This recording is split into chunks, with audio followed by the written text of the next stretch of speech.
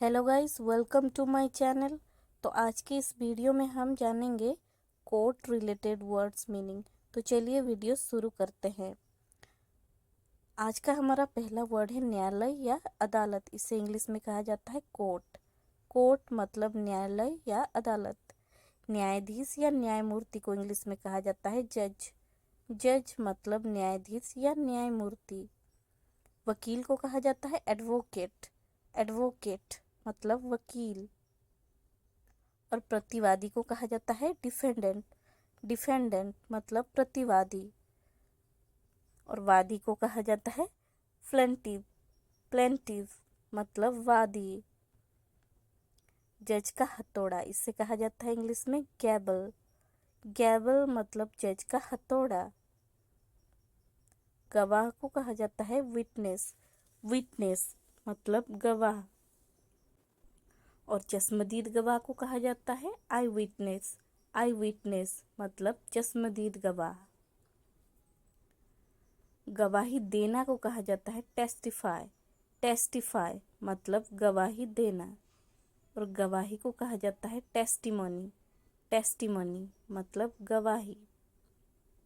सबूत को कहा जाता है एविडेंस या फिर आप प्रूफ भी बोल सकते हैं, दोनों ही से बोला जाता है। कटघरा को कहा जाता है विटनेस बॉक्स। Witness box. और जिस कटघरे में आरोपी खड़ा होता है उसे कहा जाता है डॉक। डॉक कहा जाता है उसे। न्याय भवन को कहा जाता है कोर्ट रूम। कोर्ट रूम मतलब न्याय भवन। सुनवाई को कहा जाता है हियरिंग।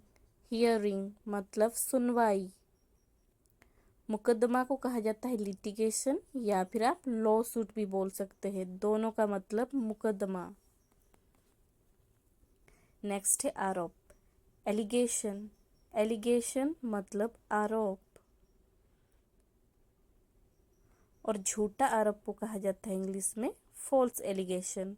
फॉल्स एलिगेशन मतलब झूठा आरोप। मानहानि को इंग्लिश में कहा जाता है डेफेमेशन। डेफेमेशन मतलब मानहानि। नेक्स्ट वर्ड है निर्णायक समिति। जूरी। जूरी मतलब निर्णायक समिति। नेक्स्ट है फैसला या निर्णय। इसे कहा जाता है वर्डिक्ट या फिर आप जजमेंट भी बोल सकते हैं, दोनों ही से बोला जाता है। नेक्स्ट है दायर करना। फाइल। फाइल मतलब दायर करना। याचिका को कहा जाता है पिटीशन। पिटीशन मतलब याचिका। नेक्स्ट है बुलावा। इसे कहा जाता है समन्स। समन्स मतलब बुलावा। बयान को कहा जाता है स्टेटमेंट। स्टेटमेंट मतलब बयान। नेक्स्ट है जमानत। जमानत को इंग्लिश में कहा जाता है बेल। बेल मतलब जमानत। नेक्स्ट है हलफनामा। हलफनामा को कहा जाता है एफिडेविट। एफिडेविट मतलब हलफनामा। नेक्स्ट है खारिज करना। इसे कहा जाता है इंग्लिश में डिसमिस। डिसमिस मतलब खारिज करना। न्याय को कहा जाता है जस्टिस।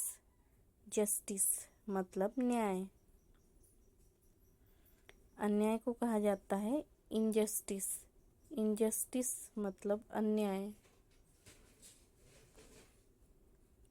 हवालत वापस भेजना को कहा जाता है रिमांड। रिमांड मतलब हवालत वापस भेजना। हिरासत। हिरासत को इंग्लिश में कहा जाता है कस्टडी। कस्टडी मतलब हिरासत। नेक्स्ट है मामला। इसे कहा जाता है इंग्लिश में केस। केस मतलब मामला। कार्यवाही। कार्यवाही को इंग्लिश में कहा जाता है एक्शन। एक्शन मतलब कार्य। हत्या या कत्ल। हत्या या कत्ल को इंग्लिश में कहा जाता है मर्डर। मर्डर मतलब हत्या या कत्ल। बलात्कार को कहा जाता है इंग्लिश में रेप। रेप मतलब बलात्कार। दंड देना को कहा जाता है सेंटेंस। सेंटेंस मतलब दंड देना। और उम्र कैद को कहा जाता है लाइफ सेंटेंस। लाइफ सेंटेंस मतलब उम्र कैद। एकांत कारावास को इंग्लिश में कहा जाता है सॉलिटरी कन्फाइनमेंट। सॉलिटरी कन्फाइनमेंट मतलब एकांत कारावास। मृत्युदंड को कहा जाता है कैपिटल पनिशमेंट। कैपिटल पनिशमेंट मतलब मृत्युदंड। नेक्स्ट है फंदा।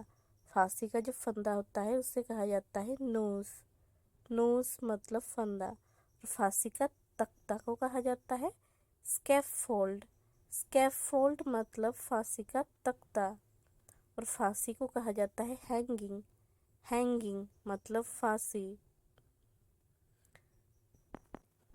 जल्लाद को इंग्लिश में कहा जाता है एग्जीक्यूशनर या फिर आप हैंगमैन भी बोल सकते हैं। दोनों का मतलब जल्लाद। ये दोनों आज की क्विज है। लिख के बताइए कमेंट सेक्शन में मुझे इसका आंसर। और अगर आपको ये वीडियो अच्छी लगी तो वीडियो को लाइक कीजिए, शेयर कीजिए और मेरे चैनल को सब्सक्राइब कीजिए। मैं मिलती हूँ एक और नई टॉपिक के साथ। तब तक के लिए